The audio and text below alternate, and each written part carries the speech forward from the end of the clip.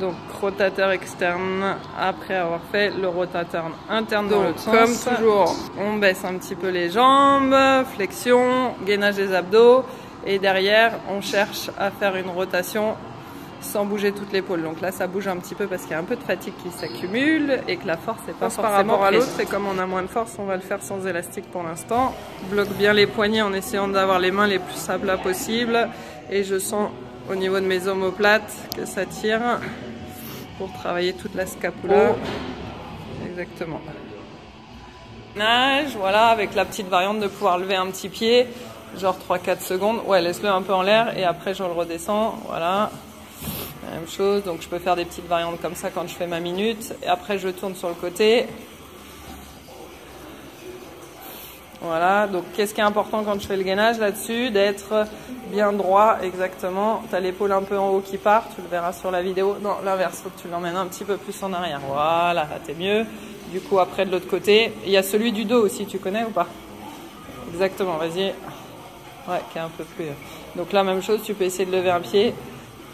Ah ouais, on est pas mal. Les obliques, donc la première chose qu'on fait, on colle le dos au sol, on contracte le nombril et après, sans vouloir monter trop et aller trop à gauche, on essaye de sentir l'oblique qu'on travaille jamais. Donc là, ça part dans tous les sens un petit peu, mais bientôt, ça sera tout contrôlé. Voilà, pas plus haut.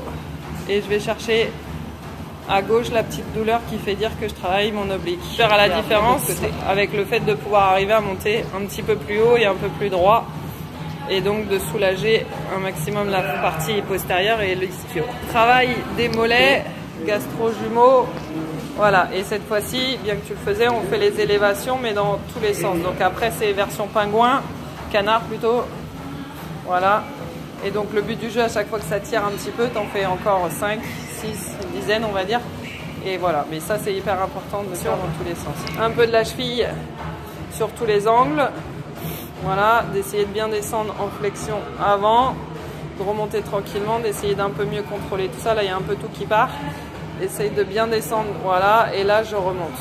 Mais vraiment que la jambe qui travaille, pas le reste. Donc sur l'angle en externe, droit et en interne.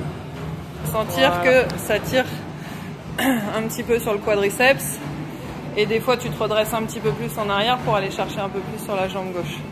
Voilà, exactement. Voilà, et j'essaye non pas d'aller vite mais vraiment de sentir que j'ai un maximum. Quand tu es ici, vas-y, refais une fois là et je tire et je tire et je tire. Ouais, c'est pas assez long, vas-y, remets-toi. Et là tu dois sentir que tu forces un maximum et je reviens en contrôlant. Donc on essaye de jambes.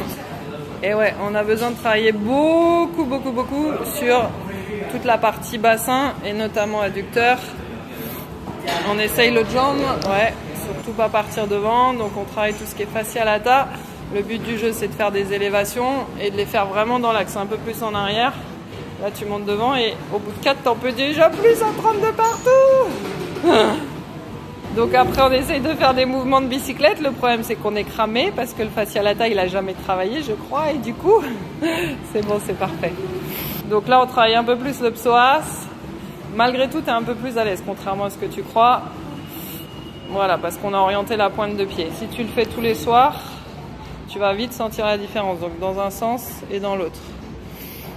Voilà, exactement. Ça, même chose au paddle, si t'en fais, tu vas vraiment sentir la différence. Ils sont énormes ceux-là déjà. Bon, on essaie de faire des travails d'adducteur, mais le ballon est un peu gros. On va changer peut-être de tactique. Hop. Alors, donc petit lever de bassin en essayant de rester en haut là. Reste, maintiens quand tu arrives bien en haut. Là, je maintiens et hop, je redescends. Attention de le faire avec la respiration. J'inspire, j'expire. J'inspire, je bloque et j'expire. Le roll-up, tu fais quel muscle? Hein? Ouais, dessous. Et on l'a dit qu'il s'appelait comment? Génial. Donc le but du jeu, c'est de mettre un maximum de poids et d'essayer de sentir où est-ce que ça te fait du mal pour essayer d'aller enlever un peu les contractures. Donc ça, tu peux le faire en guise d'échauffement ou en guise... Ouais. Et si tu rentres un peu plus dans le truc, dans la technicité, le glutéo, c'est le muscle poubelle du joueur de tennis paddle. Après, en complément, les mollets.